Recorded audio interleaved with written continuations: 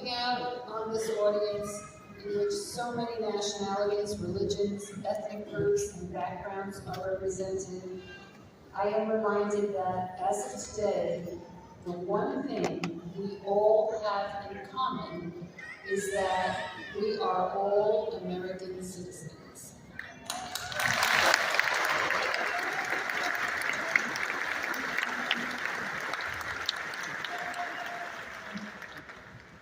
Like many of you in this room, I am the child of immigrants.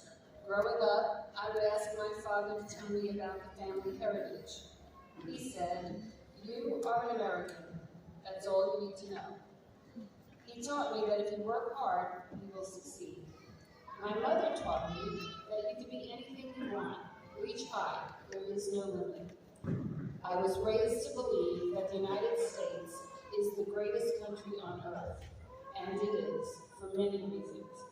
First and foremost, our country has been blessed with a constitution that guarantees freedom, equality, and due process of law. Our constitution is a beacon of hope and inspiration throughout the world.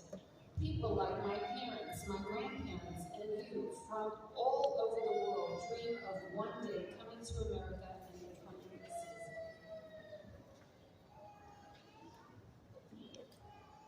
As President John F. Kennedy once said, this nation was founded by men and women of many nations and backgrounds. It was founded on the principle that all people are created equal, and that the rights of every person are diminished when the rights of one person is threatened. President Obama recently said, "What makes us American is not a question of what we look like, or where our names come from, or the way we pray.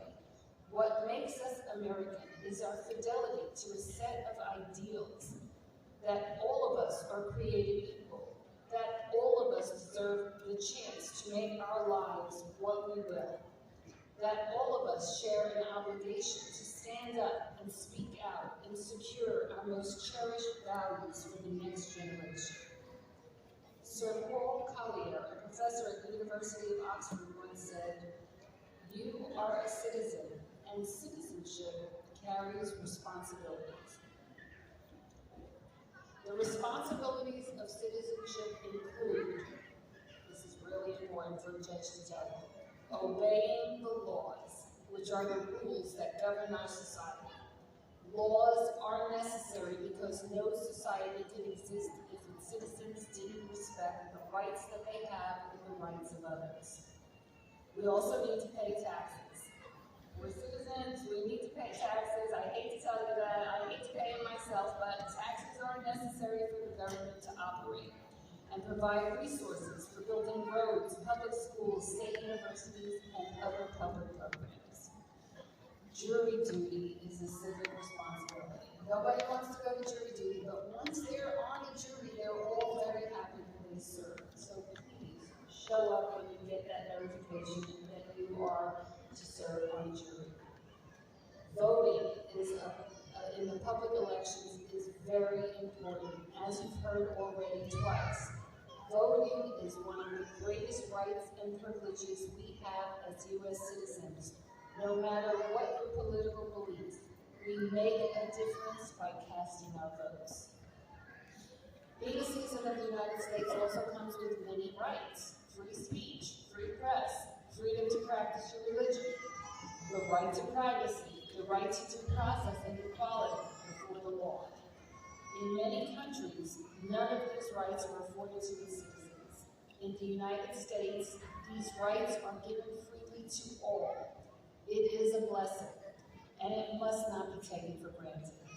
We should all remember to be grateful that we live in the freest, most tolerant, most welcoming country ever known to humankind. So I leave you with this directive for President Kennedy. And so, my fellow Americans, ask not what your country can do for you. Ask what you can do for your country. In that spirit, I welcome you to American citizenship.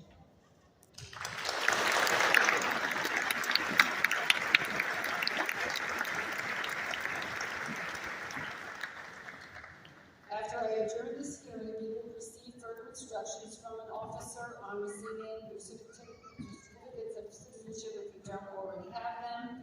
This hearing is adjourned. All rise.